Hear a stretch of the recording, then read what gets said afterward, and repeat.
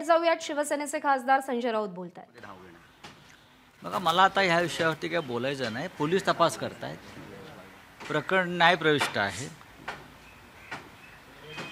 हे संपूर्ण प्रकरण काही भारतीय जनता पक्षाचं सरकार कथितानुसार राजकीय सुडापोटी केलेलं नाही आहे कोणी, आणि त्या प्रकरणाशी माझा काही संबंध नाही आहे. एक तक्रारदार आहेत, निवृत्त लष्करी अधिकारी आहेत, कोणी भोसले, त्यांनीही तक्रार दाखल केलेली आहे.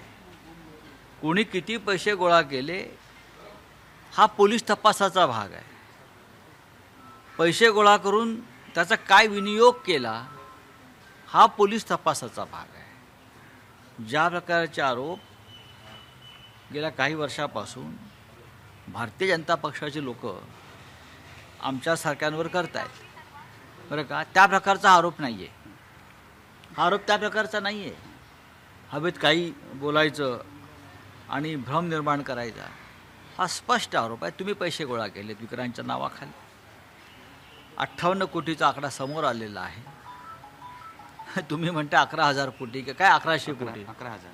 हां, फक्त 11,000. हा पोलीस तपासाचा भाग आहे, याच्यावरती मी काय बोलणार. पण आम्ही सगळे कधीही राजकीय सुडापोटी, राजकीय बदल्याच्या भावनेनं अशा प्रकारचे आरोप करत नाही आणि कारवाया करत नाही. तुमच्याकडे जर काही मनात भीती नसेल तर मला असं वाटतं की तुम्ही पोलिसांसमोर हजर व्हायला पाहिजे. तुम्ही अँटिसिपेटरी बेलसाठी जाताय, तुम्ही पळताय, तुम्ही भूमिगत होत आहे, तुम्ही इतके महान नेते आहात, तुम्ही इतके महात्मा आहात, तुम्ही आतापर्यंत असंख्य लोकांच्या भ्रष्टाचारावरती हल्ले केलेले आहेत, तुम्ही लोकांना प्रेरणा दिलेली आहे कायद्यापासून पळू नका, आणि तुम्हीच पळताय रुग्णाला पाय लावून. असं पळू नका. माझे त्यांना आव्हान आहे, कोणी असेल, गुन्हेगारानं कायद्याचं पालन केलं पाहिजे, कायद्याला सामोरं गेलं पाहिजे. अनेक प्रकरणं समोर येतील, अजून लोकांना ब्लॅकमेल करून, धमक्या देऊन, ईडीच्या, तपास यंत्रणेच्या, कोणी कुठे पैसे घेतले आणि थायलंडला कोणी पैसे जमा करायला लावले हे सुद्धा लवकर येईल. थायलंड, बँकॉकमध्ये, आय रिपीट, परदेशात कोणाकडून किती आणि कसे आधी इथे आरोप करायचे, दबाव आणायचा, मोठ्या प्रमाणात धमक्या द्यायच्या, ईडीच्या, CBIच्या, आणि तुरुंगात टाकण्याच्या, आणि मग सौदा करण्यासाठी बँकॉक, थायलंडला व्यवस्था करायची आणि तिथे पैसे जमा करायचे व तिथे पैसे स्वीकारायचे. अशा अनेक प्रकरणं अनेकांची आता येतील. आम्ही कधीही कमरेखाली वार करत नाही. बाळासाहेब ठाकरे असतील, माननीय हिंदू हृदय सम्राट,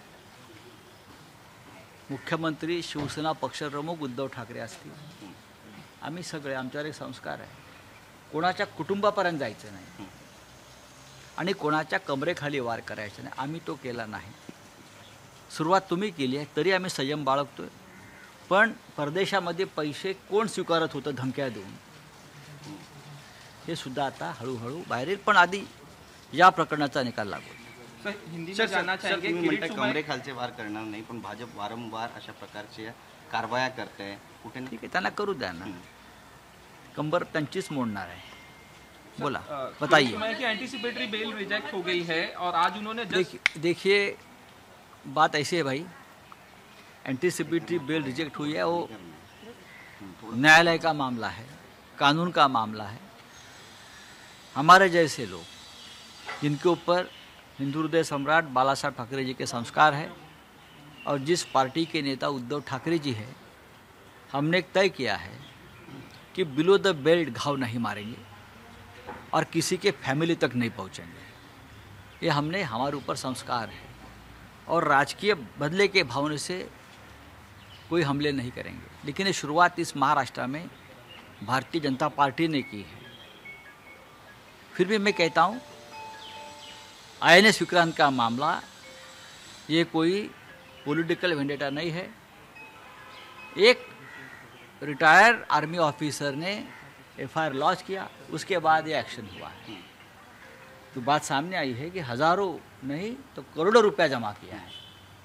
अब चोर तो बोलेगा मैंने चोरी नहीं की, पहला बोलता है मैं चोरी की लेकिन बहुत कम चोरी की। लेकिन चोरी ही चोरी है ना, चाहे 1 रुपया हो चाहे 4 आना हो। कानून वही है जो 5,000 करोड़ के लिए, वही कानून 500 रुपये के लिए चोरी के मामले। तो चोरी की है तो कानून अपना काम करेगा। आप कितने दिन भागते फिरोगे? आप दूसरों को बहुत सलाह दे रहे थे, कानून का सामना करो, डरो मत। हाँ, कानून आपको छोड़ेगा नहीं, कानून के हाथ लंबे होते हैं। तो ठीक है, फिर आप क्यों डर रहे हो? आप क्यों भाग रहे हो? आप कहाँ छुप गए हो? हाँ, आइए सामने, प्रकट होइए। आप तो भगवान है, आप प्रकट हो जाइए।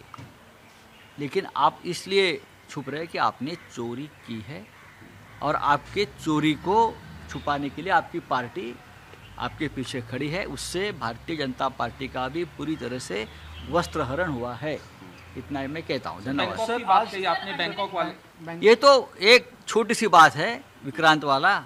आने वाले दिन में पता चलेगा ये सभी जो माफिया टोली है ना, ये बीजेपी स्पॉन्सर्ड, मैं ये नहीं कहूँगा कि उनके साथ बीजेपी का कोई रिश्ता है। इस मामले में फॉरेन में किस तरह से पैसा जमा करते थे, यहाँ धमकी देना है, और थाईलैंड बैंकॉक में पैसा जमा करना है, ये सब आ जाएगा। अभी ये सब आ जाएगा।